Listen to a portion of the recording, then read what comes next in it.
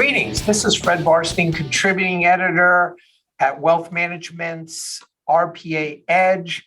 I'm excited today to be joined by Charlie Nelson for our first episode of the RPA Edge podcast series. So welcome, Charlie. Thank you, Fred.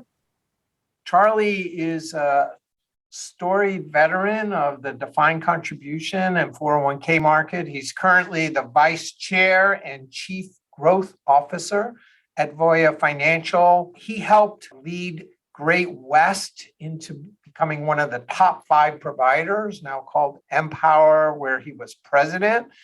And he's involved in many acquisitions, which is important as consolidation heats up.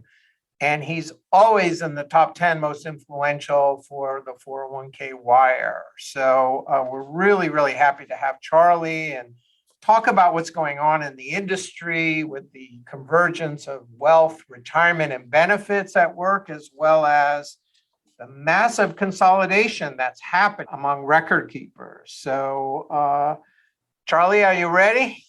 I'm ready. It's exciting times. We've got a lot to cover. Very good. You know, at the recent SPAR conference, one of the things that you said that really got my attention was there are 17 different types of benefits that are being offered at work, and usually people pick them in 18 minutes on that. And you said, that's an opportunity for advisors, retirement plan advisors who typically are focused on fees, funds, and fiduciary. Can you talk about the need and the opportunity and how advisors might, engage in this? Yeah, certainly, Fred. As you stated, our research shows that the typical employer would offer about 17 benefits to their employees, of which, usually each fall, maybe November, December, they might take 18 minutes to go online and click through and enroll. And some might have been even auto-enrolled, like a 401k. That's less time than most people spend, deciding what they're going to binge watch, which is typically on average about 45 hours a year. So, it's really out of proportion. And what we need to do as an industry, and I think the opportunity for RPAs is to really, partner with employers and recognize how retirement benefits fit into the broader scheme of things. So how employees choose their benefits and how they use them is going to be increasingly important, especially when you consider, Fred, that your medical expenses or healthcare expenses, I should say, are rising 2 times as fast as income. And it's really no wonder that people are undersaved for their retirement and healthcare expenses with this rising cost and putting pressure on things. So we got to help them make better choices between what their, insurance that they're that they're purchasing, as well as how much they're saving for the various types of savings needs that their family may have. And Charlie, how is the war for talent and employers now having to deal with more remote workers? How is that an opportunity, and how can RPAs help their clients with this? Well, certainly, it's a huge issue. I think we all see it, and it's not, it's not just one item. I mean, we're in a time of, rising inflation. I think supply chain issues have challenged many businesses, and certainly, as you identified, labor challenges to be able to attract and retain labor in a changing workforce as employers kind of reimagine. It really puts a spotlight on the importance of benefits cost, because that's an important overall total cost to employers. And they're seeing that rise with their healthcare costs. And so they're looking for solutions at the employer level to help them manage their overall benefit spend and help employees make better decisions across their benefits to optimize really how they view the employer's benefits on a cost-effective basis to be able to attract and retain employees. And we see this just as an increasing focus. I recently had a conversation with the head of HR and benefits for a large international, if you will, packaging company. And she articulated to me that they are having extremely difficult time attracting talent and labor. And what they're also looking at is their cost of benefits going up significantly. So if an RPA is just in speaking about retirement, I think RPAs need to be aware of the other benefits and what's on the mind of the employer, that, boy, my benefits costs are going up. I'm having a hard time attract and retain. I've got inflation that's driving up my total cost outside of benefits. How do I help? How do I get more out of my benefits and make a better experience for my employees so I can, attract and retain those? And that's what we're seeing with a lot of employers, just an increasing focus on the total benefit spend and the total experience. So, Charlie, what do you say to an advisor whose whole career and training has been, how do we select the right investments? I'm willing to be a co-fiduciary and manage fiduciary liability and help them to manage the fees. There's all this litigation going on that's focused on record keeper fees as well as investment fees and performance. How do they pivot into working on benefits? Should they partner with someone else, or should they learn this? And why is it important for them to do it if you think they should? Well, I think it's critically important, and it's going to be increasingly important for more and more advisors who are singularly focused just on retirement, to broaden their horizons, to even start with workplace savings and think of workplace savings as, maybe I'm in retirement, but that's a natural extension to an HSA, a healthcare savings account. It's also a natural extension to an emergency savings fund for individuals. People are making these choices today independently. They may get auto-enrolled in a 401k, but they also have to figure out how much to put in an HSA. And, oh, by the way, I've got to have some emergency funds in case something comes up at home. As an RPA, you can take the first step by thinking about, and we like to refer to it at Voya as integrated savings. Think about broadening your solutions across to integrated savings to include retirement, emergency savings, and healthcare savings. And if you don't have, not part of a larger firm or have the capabilities in your own practice, find some partners on the benefit side. There's benefit brokers who may provide the health coverage, and they may not want to get on their securities license or be on the investment part of the equation on workplace savings programs.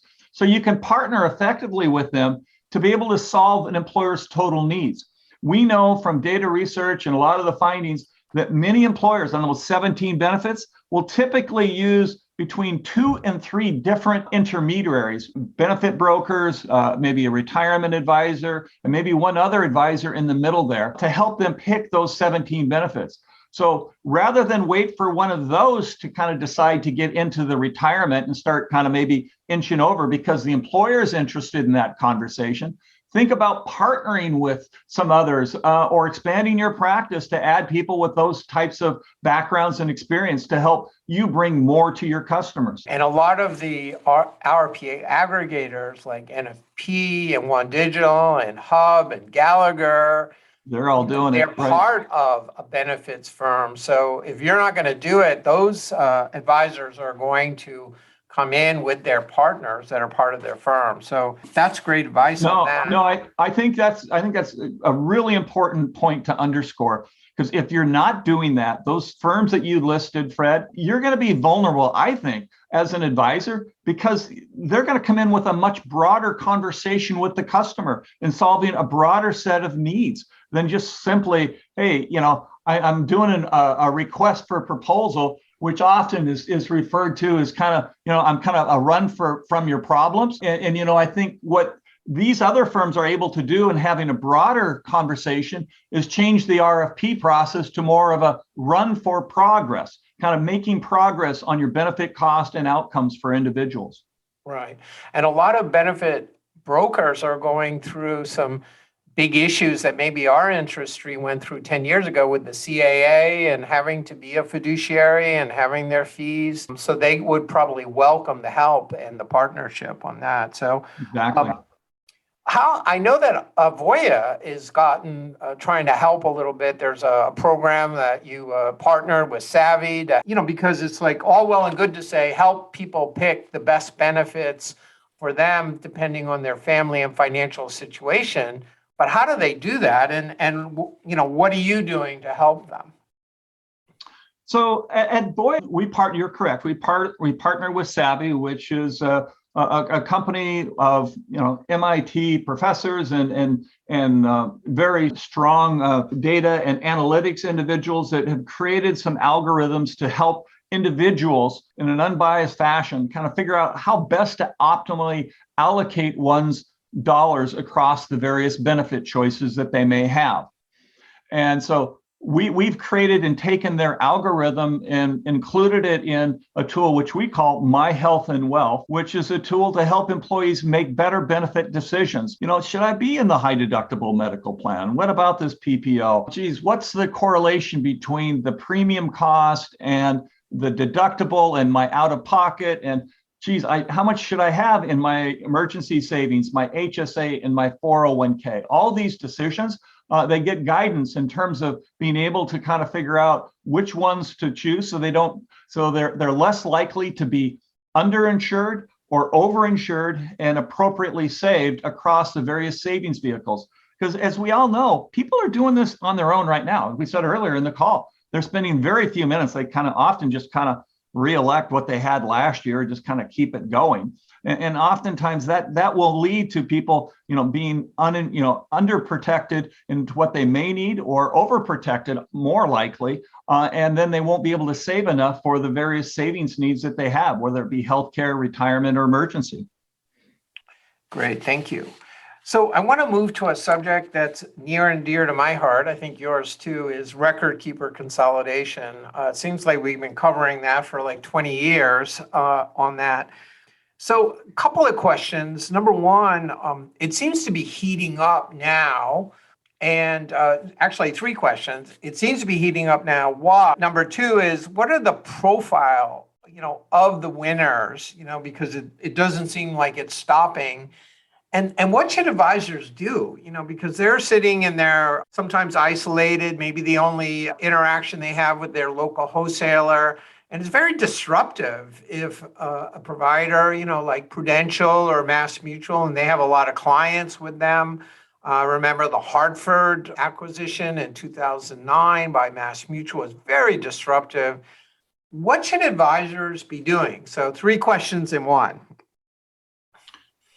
Okay, so let me start with the first part of the question around kind of, it appears like it's accelerating. And I would argue that it's not necessarily accelerating, because the volume of transactions and activity, if you went back to the mid 90s, whether it was outsourcing or acquisitions of record keeping businesses into the 2000s, were generally smaller firms, smaller record keepers.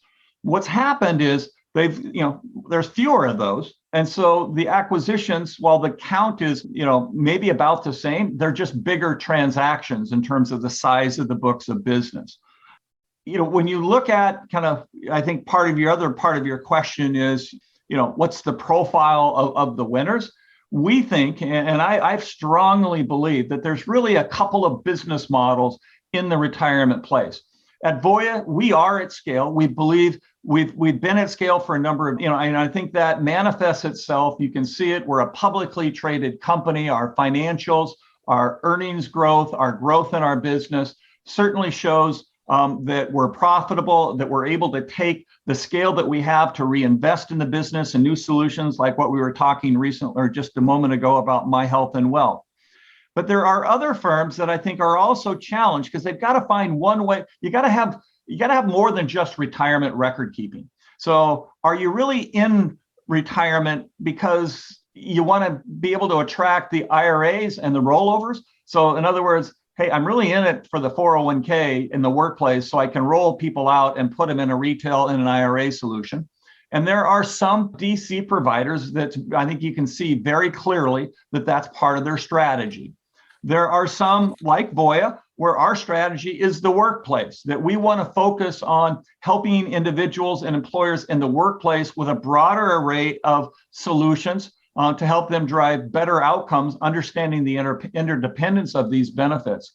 And so by doing that, we have other potential revenue sources and fits, much like someone that might have IRA retail wealth management. So we're trying to approach it in a broader way at workplace benefits, like some others. And there's many others that are also focusing at the IRA retail. But you got to kind of think about it as one versus the others. And I think RPAs need to think about what's most complementary to my business practice. Do I care about someone trying to come, doing the 401k and then really having their pricing model kind of aligned around a rollover to an IRA versus, hey, I want someone whose pricing model and their strategy is really about improving outcomes for the employer, creating a better experience on workplace benefits, and helping individuals make better savings decisions. Because, at the end of the day, we know that people, when they don't have enough money to meet a medical expense or a deductible, if they don't have enough on their HSA or emergency savings, where do they go? They dip into their 401k, they take a loan, they take a hardship. We know hardships are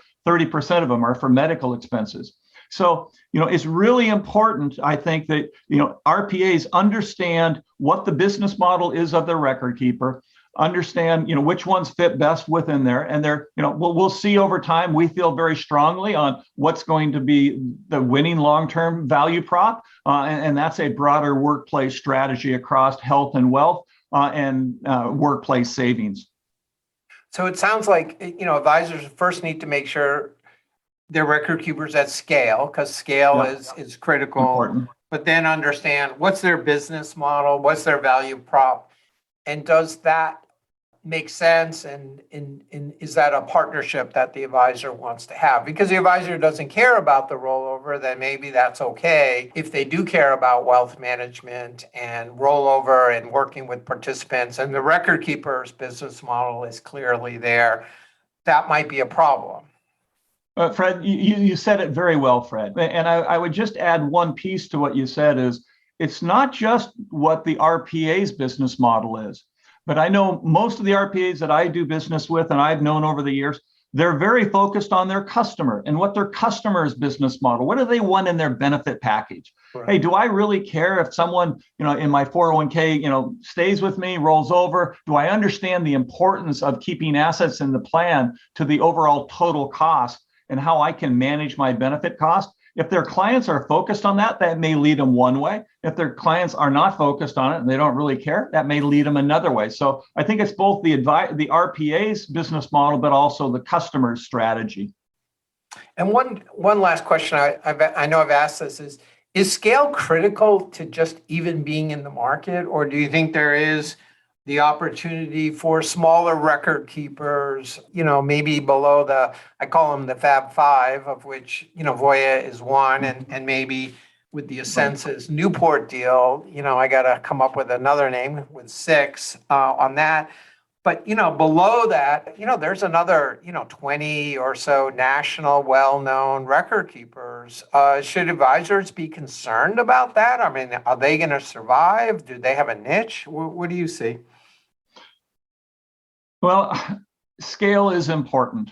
And as I said, at Voya, we believe, obviously, we're at scale, but I don't think people should think of scale in a siloed way.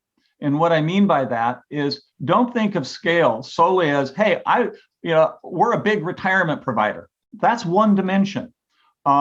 Scale is also your workplace benefits presence and the relationships that you have and how you are, across both health and wealth. So scale at the workplace can be a very, very important dimension. And finally, I think one of the other dimensions I think I touched on briefly is like, how do you really determine scale and the benefits of scale? Scale, certainly, will drive profitability. It may drive, an expense, advantage to some companies. But I think advisors oftentimes overstate that benefit because a fixed cost in retirement plans, as an example, is a very small portion of the total cost. Most of the costs are variable for providers. So you can overstate the importance of scale on cost, if you will. But it's really important to think about scale in the context of what it delivers and enables a provider to be able to do. Broader workplace integration, investment and innovation in digital tools, more connected experiences across health and wealth, and better solutions for their employees on a profitable way. If you're not profitable, you can't invest. And so that's part of the challenge. And I always encourage RPAs to really look at, how profitable are companies? Are they growing their earnings? Is it going in the right direction? And you're right, there's a lot of small ones that are marginal and really struggling. And I think there will continue to be a consolidation and opportunities. But I think as you look at many DC providers, we're all looking at how do we expand more broadly across the workplace as well. Great, thank you. I always tell the advisors to watch their wholesalers. If they're good wholesalers, are moving on a regular basis from one record keeper and then to another, that's always a sign that maybe something is going on. One or two doesn't really matter. Final question. You're at scale. Seems like you have a pretty good vision for where Voya is going. What are you doing to help advisors, with their business, and then also to help advisors' clients, whether it's the plan sponsors and their participants? What are some of the new plans that you have on the horizon where you're investing the next couple, 2-3 years? Well, I love the question, Fred, because underpinning it as well is that it's very clear that COVID has changed the world together and is amplifying the importance of workplace benefits, and as well as the acceleration of consumers' digital technology behavior. And so we see that as an opportunity for us to help RPAs and other benefit intermediaries, if you will, recognize and optimize how they can evolve their practice to take advantage of the convergence of health and wealth needs in the workplace by helping them, bring this together with our expertise on both health and wealth, on a range of solutions in workplace savings between retirement, HSA, emergency savings, to have that array of solutions for RPAs that they can go to their customers and be comfortable that they are with a partner that understands both integrated savings broadly, so they won't be attacked by maybe another advisor that might come in on that. And then also to even talk about it from a health wealth connection perspective. See, we really see an opportunity to cross-serve. And this is not, I think some people, cross-serve customers is not the same as cross-selling. And you can't confuse cross-serve with cross-selling. You don't want to confuse those. And the difference is that in cross-serving, the solutions that you have and the experience, even how we work with advisors and RPAs, I should say, is designed with the understanding that the employer and the employee have multiple benefits and that they need to unlock the value in those interdependence of those benefit solutions to optimize the financial outcomes. So partnering with RPAs to help them have those tools will make the RPAs have a strong value prop with the employer by creating greater value both for the employer and employee. And we believe quite strongly the tools we've developed and what we continue to develop are going to help position RPAs to do just that. Well, great. Well, thank you, Charlie. Thank you for your time today. Thank you for all of the hard work that you do. I know that you have a behavioral finance institute. Am I saying that right? With Professor Yes, Shlomo Bernarzi, who is also a good friend of mine, and I think has made a great contribution to the industry. So thank you for supporting that. And we look forward to bigger and better things from Voya. Thank you. I appreciate the opportunity to chat with everybody today. Take care. Great. Thank you. And thank you for listening to our first episode podcast for RPA Edge, for wealthmanagement.com's RPA Edge. This is Fred Barstein signing out.